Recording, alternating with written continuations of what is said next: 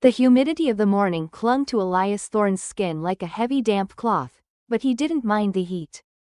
To him, the soil was a living thing, and the way the damp earth smelled under the shade of the ancient oaks in Oakwood Estates was a scent he associated with peace. He wore his favorite pair of faded, work-worn cargo pants, stained at the knees with the honest grime of a morning's labor. A wide-brimmed straw hat shielded his eyes, casting a shadow over his face as he knelt before a cluster of rare, pale pink Juliet roses. He moved with a surgeon's precision, his calloused fingers gently guiding the pruning shears to clip away the dead wood. This wasn't just landscaping, it was a conversation with the land he loved. The silence of the prestigious neighborhood was broken by the low, expensive hum of a luxury SUV engine. Elias didn't look up at first, assuming it was just another resident heading to a brunch meeting or a country club. However, the sound of the engine grew louder, then abruptly stopped. The tires screeched slightly as the vehicle pulled halfway onto the manicured curb, blocking the flow of the narrow street. Elias felt a prickle of intuition at the back of his neck, but he chose to focus on the roses. He heard the heavy thud of a car door slamming and the sharp, rhythmic clack-clack-clack of high heels against the asphalt. "Excuse me, you. Hey, I'm talking to you." The voice was like a serrated blade, thin, sharp, and dripping with an unearned authority. Elias took a slow, deep breath and finally looked up. Standing there was Beatrice Sterling, the self-appointed queen of the Oakwood Estates Homeowners Association. She was dressed in a pristine white linen suit that probably cost more than a mid-sized sedan, her neck draped in heavy gold chains that clinked as she shifted her weight. She stood with one hand on her hip and the other clutching a designer handbag against her chest like a shield. Her eyes, hidden behind oversized tortoiseshell sunglasses, scanned Elias with a look of pure, unadulterated disgust. Elias wiped a bead of sweat from his forehead with the back of his gloved hand. "Good morning, ma'am. Can I help you with something?" He kept his voice steady and polite, the way he had been taught to speak to everyone, regardless of their tone. Beatrice didn't offer a greeting in return. Instead, she took a step closer, her nose wrinkling as if she had just stepped in something foul. "Help me? No, you can help yourself by packing up those tools and getting off this property immediately. I've lived in Oakwood for 15 years, and I know every single service contract we have. We don't use independent operators who look like you. This is a private estate, not a day labor pickup spot." Elias stayed on his knees for a moment, looking at the shears in his hand before looking back at her. "I'm just finishing up the roses, ma'am. It'll only be another hour or so. They've been neglected, and if they aren't pruned today, the heat is going to kill the new growth." Beatrice let out a harsh, mocking laugh that sounded like dry leaves crunching. "The heat is the least of your problems, buddy. I saw you lurking around here from my window, and quite frankly, you're making the neighbors uncomfortable. You don't have a branded truck, you don't have a uniform, and you certainly don't have a permit to be loitering on a lawn of this caliber. I know a trespasser when I see one. You have 5 minutes to get that junk out of here before I call the authorities and have you removed forcibly." Elias stood up slowly, unfolding his tall frame. Even though he was covered in dirt and sweat, he stood with a quiet dignity that seemed to infuriate her even more. He didn't raise his voice, he didn't need to. "I have a lot of work to do today, ma'am, and I'd prefer to get back to it. I suggest you move your car. You're blocking the mailman, and he usually rounds this corner in about 3 minutes." The audacity of a man in dirt-stained clothes giving her advice made Beatrice's face turn a blotchy, angry red. Her fingers trembled as she reached into her bag and pulled out the latest iPhone. "Oh, you want to play the tough guy card? Fine, let's see how tough you are when the police arrive to escort you to the county jail." She held the phone up, the lens pointed directly at his face, her voice rising to a frantic, performative pitch. "I am recording you. I am a resident of Oakwood Estates and I am being threatened by a suspicious individual who refuses to leave private property. Stay right there. Don't you move an inch."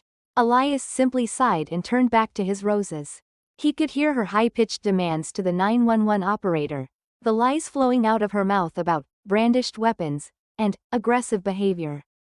He knew the storm was coming, but as he looked at the house behind him, his house, He knew he wasn't the one who was going to be washed away by it. The rhythmic clicking of the pruning shears in the present faded away, replaced by the harsh, industrial hum of a floor polisher. 20 years ago, the world felt much colder to Elias Thorne. Back then, his hands weren't stained with the rich soil of a garden he owned.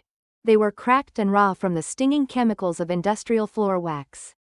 He could still remember the ache in his lower back as he pushed that heavy machine through the corridors of Sterling & Associates, a top-tier architectural firm, at 3 o'clock in the morning. Every bead of sweat was a calculated sacrifice.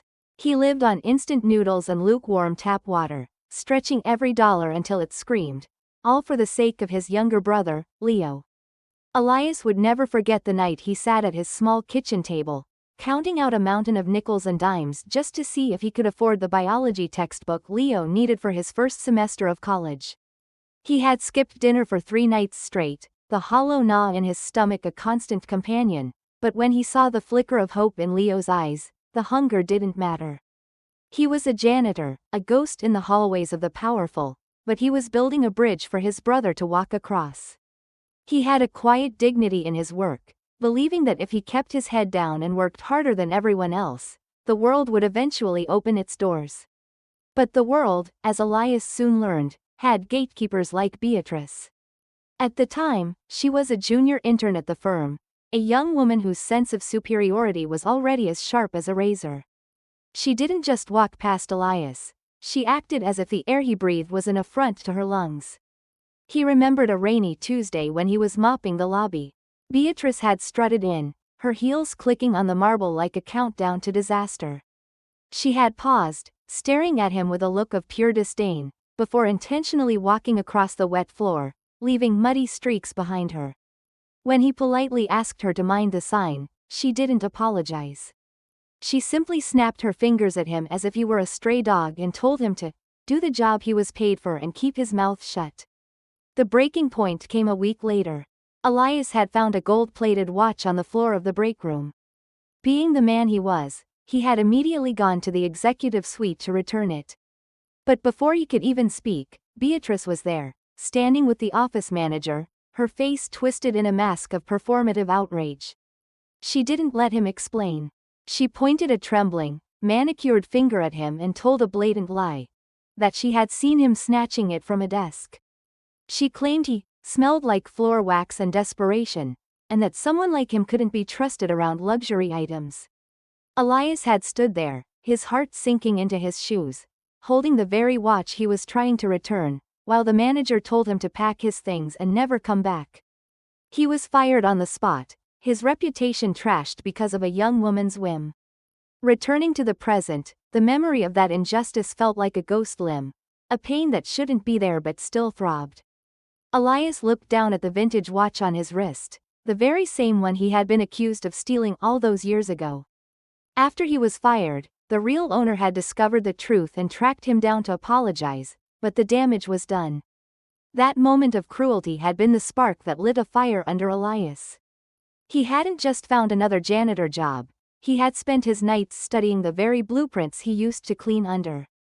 He had built an empire from the dirt, literally and figuratively, while Beatrice had stayed exactly where she was, trapped in a bubble of her own arrogance.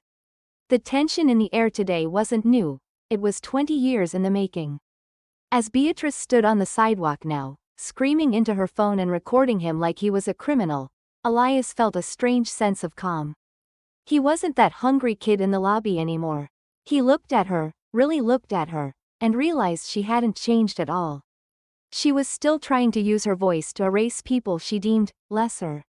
But the secret he held, the fact that he was the very man who had recently purchased the firm she used to work for and the land she lived on, was a weight she wasn't prepared to carry. The past was no longer a shadow, it was the foundation of the justice that was about to find her. The distant wail of a siren cut through the humid afternoon air, growing louder and more insistent until the blue and red lights began to dance against the white stucco walls of the surrounding mansions. Beatrice's face lit up with a triumphant, ugly glow. She didn't just stand there, she marched toward the center of the street like a general welcoming reinforcements. 2 patrol cars screeched to a halt, boxing in the space in front of the driveway. Officer Miller, A young man with a buzz cut and a gaze that seemed to settle on Elias with immediate, pre-packaged suspicion, stepped out first. Behind him was Officer Sarah, an older woman with tired eyes who looked like she'd seen enough neighborhood disputes to last 3 lifetimes. Beatrice didn't wait for them to approach. She began shouting before their boots even hit the pavement. "Officer, thank God you're here. This man is trespassing. He's been loitering for hours, and when I asked him to leave, he became absolutely aggressive. He's got shears, large, sharp shears, and he's been waving them around. I feel completely unsafe in my own neighborhood." She gestured wildly at Elias, her voice cracking with a forced, high-pitched tremor of fear that wouldn't have fooled a child, yet Miller took the bait. He unholstered his taser, though he didn't aim it yet, and barked a command that echoed off the high walls of the estate. "Drop the tools, hands behind your head. Do it now." Miller's voice was a whip, meant to intimidate. Elias didn't flinch. He carefully set the pruning shears down on the soft grass, moving with a deliberate slowness to ensure he didn't give the officer any excuse for violence. As he interlaced his fingers behind his neck and knelt, the rough blades of grass pricking his knees, the neighbors began to emerge. Curtains flickered, front doors creaked open, people stood on their porches with their phones out, capturing the sight of the dangerous Gardner being brought to his knees. The air was thick with a heavy, judgmental silence, broken only by Beatrice's smug commentary as she continued to film for her followers, whispering about taking back the neighborhood. Elias felt the cold, biting snap of metal around his wrists. Miller didn't play it gentle. He ratcheted the handcuffs tight, forcing Elias's shoulders into an awkward, painful stretch. "Is this really necessary, officer?" Elias asked, his voice low and devoid of the fear Miller clearly expected. "I've told this woman I'm working. I haven't moved from this spot." Miller ignored him, leaning in close with a sneer. "Save it for the station. People like you always have a story. You think you can just wander into a place like this and blend in?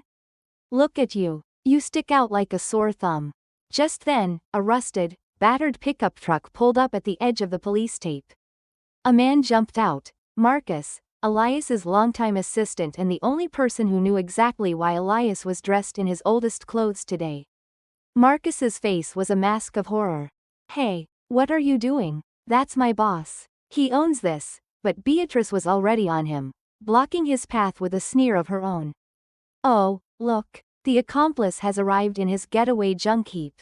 Get back in your truck, boy, before you end up in the back of a car too."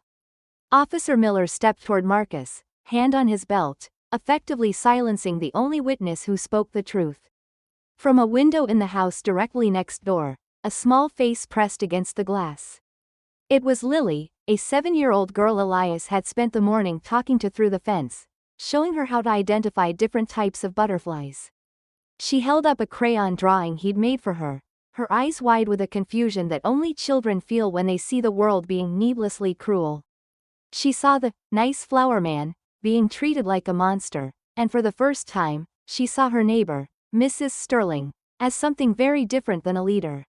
Elias caught Lily's eye and gave her a tiny, reassuring nod, even as Miller hauled him to his feet and began to drag him toward the cruiser.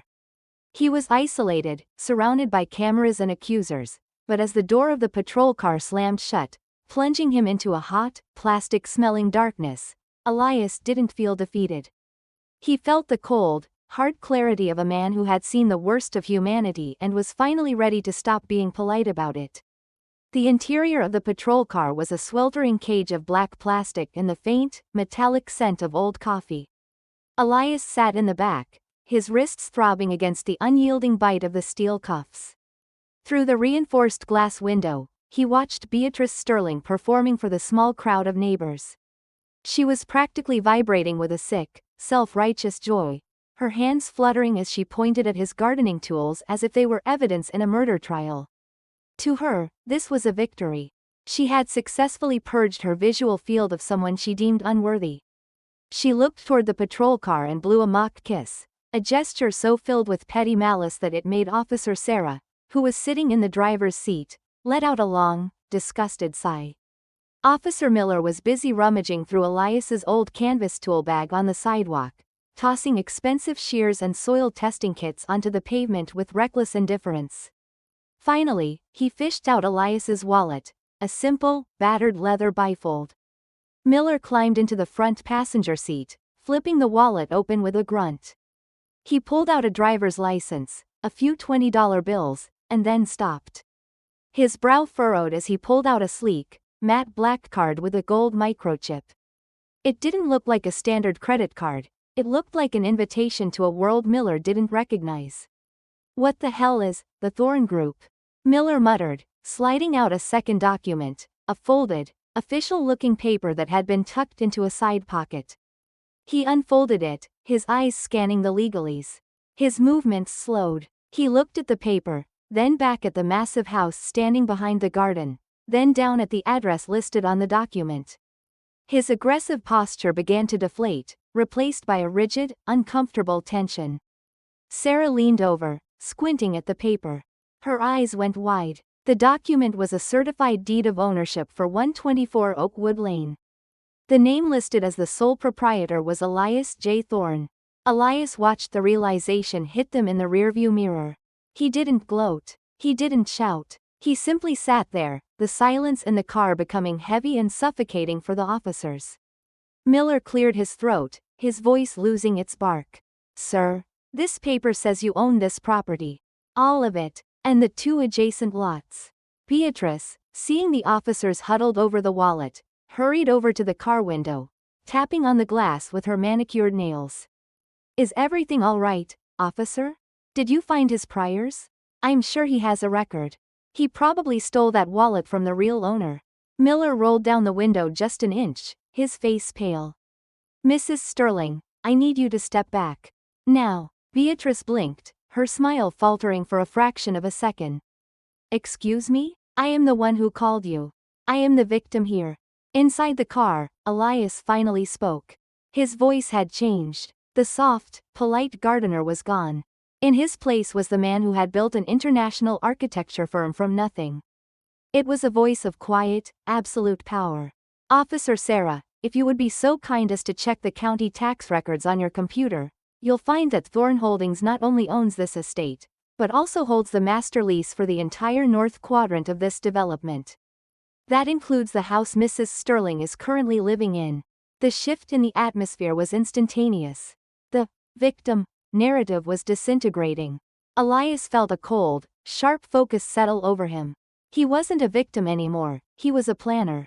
He looked at his dirt-stained hands and then at the officers. "I was going to spend my Saturday pruning my mother's favorite roses in peace. I was going to let that woman go about her day with her dignity intact. But she chose to turn my home into a crime scene. So, here is what is going to happen next. You are going to unlock these cuffs. Then, you are going to call your supervisor. Because by the time I'm done with the civil litigation for what just happened on that sidewalk, neighborhood safety is going to be the least of Mrs. Sterling's concerns." Miller looked at Sarah, then back at the deed. He fumbled for the keys, his hands shaking slightly as he reached into the back to release the locks. As the metal rings fell away from Elias's wrists, Elias rubbed the red marks on his skin, his eyes fixed on Beatrice, who was still hovering by the car, blissfully unaware that the ground was about to open up beneath her feet. He wasn't going to react with anger. He was going to play the long game. He caught Marcus's eye through the window and gave a single, sharp nod. It was time to stop gardening and start presiding. The heavy door of the police cruiser clicked open, but Elias did not rush out. He sat for a moment in the shadows of the back seat, methodically rubbing the circulation back into his wrists. Outside, the world was moving in 2 different directions. Beatrice Sterling was practically floating on the sidewalk, a glass of expensive Chardonnay already in her hand, likely brought out to her by a panicked house help. She was leaning against her SUV, laughing with her friend Janet, her voice carrying across the lawn like a shrill, victorious trumpet. To her, the Gardner was as good as gone, another piece of trash, swept away by the broom of her influence. She was busy narrating her success to her phone, her eyes shining with the sick pleasure of someone who had successfully exerted power over another human being. She didn't notice the way Officer Sarah was looking at her with a mixture of pity and dread, nor did she notice that Elias hadn't been driven away. Elias finally stepped out of the car, his boots crunching softly on the gravel. He didn't look at Beatrice. Instead, he walked toward his assistant, Marcus, who was leaning against his old truck. The two men exchanged a look that required no words. Marcus reached into the passenger side and pulled out a slim, brushed aluminum briefcase. It was the only thing in the truck that looked out of place, sleek, expensive, and heavy with the power of the law. Elias took it, his movements slow and deliberate. He wasn't the suspicious character anymore. He was a man going to work. He moved toward a stone bench near the edge of his property, sat down, and opened his laptop. The next hour was a masterclass in silent preparation. While Beatrice sipped her wine and toasted to neighborhood standards, Elias was in a digital war room. His fingers flew across the keyboard, sending encrypted messages to his primary legal counsel and the regional director of Thorn Holdings. He wasn't just filing a complaint, he was pulling on the threads of Beatrice Sterling's life. With a few clicks, he reviewed the lease-to-own agreement she had signed 3 years ago. He highlighted the character and conduct clause, a specific addition he had insisted on for all his properties to prevent bullying within his developments. He watched the screen as his lawyers sent over the official incident report from the police computer, including the recording of Beatrice's 911 call filled with fabricated threats. Every few minutes, Elias would pause and look up at the garden. He looked at the Juliet roses, their petals beginning to curl slightly in the midday sun. He felt a pang of sadness that his peaceful morning had been traded for a legal battlefield, but the sadness was quickly replaced by a cold, architectural focus. He was setting a trap, not out of malice, but for the sake of justice. He watched through the corner of his eye as a black luxury sedan pulled up quietly behind the police cars. Leo stepped out, adjusting his tie, his face set in the same hard, determined lines as Elias's. The janitor's brother had arrived, and he was carrying a stack of injunctions that would change the neighborhood's history. Beatrice was still laughing, her back turned to the brewing storm. She was telling Janet about how she planned to have the entire rose garden ripped out and replaced with something more modern, once the house was inevitably put up for auction. She was so convinced of her own narrative that she didn't see the police supervisor's SUV pulling into the cul-de-sac, nor did she see the local news van following closely behind. Elias closed his laptop with a soft click and stood up. The grind was over. The trap was set. He took a deep breath, the scent of the roses finally reaching him again, and prepared to show Beatrice Sterling exactly whose house she was standing in front of. The stage was set, and the atmosphere in Oakwood Estates had shifted from a quiet neighborhood dispute to a full-blown public spectacle. A local news van from Channel 8 had pulled up behind the police cruisers, its telescopic antenna rising into the sky like a silver finger pointing at the injustice on the lawn. Neighbors who had previously stayed behind their curtains were now out in full force, forming a semicircle of glowing smartphone screens and whispered judgments. At the center of it all was Beatrice Sterling, who seemed to thrive under the spotlight. She straightened her linen blazer, tucked a stray hair behind her ear, and adjusted her sunglasses, preparing to give the performance of her life. She looked at the camera crew with a practiced, tragic expression, the kind of look a woman uses when she wants the world to know she is the vanguard of civilization. "It's just so exhausting," Beatrice sighed loudly, making sure the microphone being clipped to her lapel caught every syllable. She gestured toward Elias, who was standing quietly by his stone bench, still dressed in his dirt-smeared work clothes. "We pay a premium to live here for the security, the peace of mind. And then you have people like this, wandering around, refusing to identify themselves, acting like they own the place. It's a safety issue, really. I'm just doing what any concerned citizen would do." She turned her gaze to Elias, her lip curling in a sneer that was both smug and deeply condescending. "I hope you're enjoying your 15 minutes of fame, honey. Because once the cameras leave, you're going back to whatever hole you crawled out of.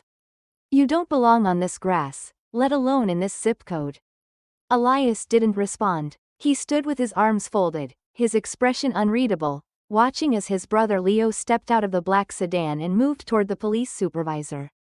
The supervisor, a gray-haired veteran named Captain Miller, was currently reviewing a series of digital files on a tablet.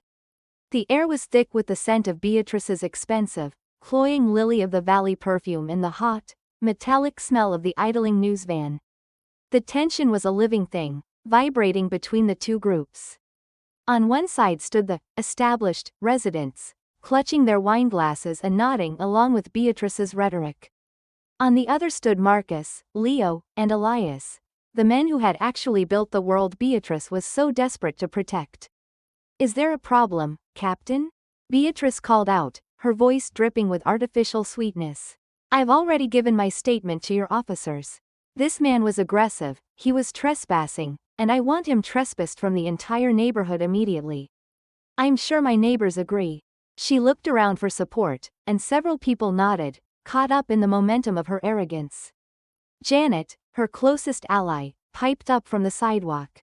"That's right. He was looking in windows, Beatrice. I saw him." It was a blatant lie, a desperate attempt to add fuel to a fire that was already burning out of control, but Beatrice thrived on it. She looked at Elias and whispered, just loud enough for him to hear, "You're done. Nobody believes a Gardner over me." Elias looked at Leo, who gave a sharp, professional nod. The gathering was complete. Every witness was in place, the cameras were rolling, and the police records had been synchronized. The atmosphere felt like the moment before a massive thunderstorm breaks. The sky was dark, the birds had gone silent, and the wind had died down. Beatrice was still smirking, her hand resting on the hood of her SUV as if she were a queen presiding over her court. She didn't notice the way Captain Miller's face had gone stone cold as he looked from his tablet to her house, and then back to the man in the straw hat. The mocking laughter of the crowd began to fade as the captain stepped forward, a thick folder of documents in his hand, his eyes locked not on Elias, but on the woman who had started it all. The grand setup was over, the mask of the neighborhood was about to be ripped away. The silence that fell over the cul-de-sac was absolute, broken only by the hum of the news camera and the distant chirp of a bird. Captain Miller stepped forward, his boots crunching with an ominous finality on the gravel. He didn't even glance at Elias. Instead, he marched straight toward Beatrice Sterling, who stood with her chin tilted up, waiting for the praise she felt she deserved. The captain held out a thick, plastic-sleeved folder, but he didn't hand it to her. He held it so the news camera could see the official gold seal of the county recorder. "Mrs. Sterling," the captain began, his voice booming with a cold, professional edge that cut through her smugness like a winter frost. "We have spent the last 45 minutes verifying the property records for this entire block. I've reviewed the deed for 124 Oakwood Lane, and I've reviewed the master lease for your own residence at number 118. Beatrice's smile didn't vanish immediately, it simply froze, a brittle mask of confusion. "What are you talking about?" she stammered, her voice losing its melodic arrogance. "The deed is held by a trust. A New York investment firm. I know the people who live here, and it certainly isn't this laborer." The captain ignored her and turned to Elias, giving a sharp, respectful nod. "Mr. Thorne, I want to personally apologize for the actions of my officers today. We have confirmed that you are the sole owner of this estate. Furthermore, we have verified that you are the chairman of Thorne Holdings, the corporation that owns the land beneath every single house on this street." Beatrice felt the color drain from her face so quickly she actually swayed on her feet, clutching the door of her SUV for support. The glass of Chardonnay slipped from her fingers, shattering on the asphalt with a sharp, crystalline ring that sounded like the end of an era. Elias stepped forward, removing his straw hat. He didn't look like a Gardner anymore. He looked like the man who had outbuilt and outworked every person standing on that street. He looked her straight in the eyes, his gaze steady and unforgiving. "You're right about one thing, Beatrice," Elias said, his voice quiet but commanding enough to make the neighbors in the back row lean in. "I don't belong here. I don't belong in a neighborhood where people use the police as a personal concierge service to harass anyone who doesn't look like they stepped out of a catalog." He took a step closer, and for the first time in 20 years, Beatrice Sterling looked small. "Do you remember Sterling and Associates? The janitor you got fired because you were bored and felt like being cruel? You told me then that I was trash. You told me I'd never be more than the wax on the floor. Well, I took that wax and I turned it into a foundation. I bought that firm 5 years ago, Beatrice. And 3 years ago, when your husband's business was failing and you needed a lease-to-own agreement to stay in this neighborhood and keep up appearances, it was my company that signed the papers. The crowd gasped. Janet, who had been sneering just moments before, took 3 steps back, literally trying to disappear into the hedges. Beatrice's mouth hung open, her breath coming in shallow, ragged gasps.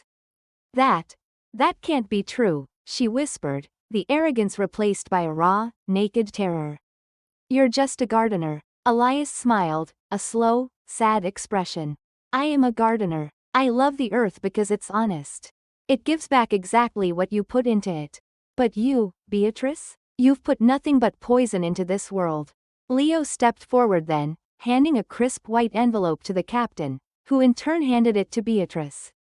Mrs. Sterling, because you chose to make a false police report and used racial slurs on a recorded emergency line, you have officially violated the good neighbor and moral turpitude clauses of your lease. Mr. Thorne is not just the man you called the cops on. He is your landlord, and this is your 30-day notice to vacate. The mic drop was physical. Beatrice looked down at the envelope as if it were a poisonous snake.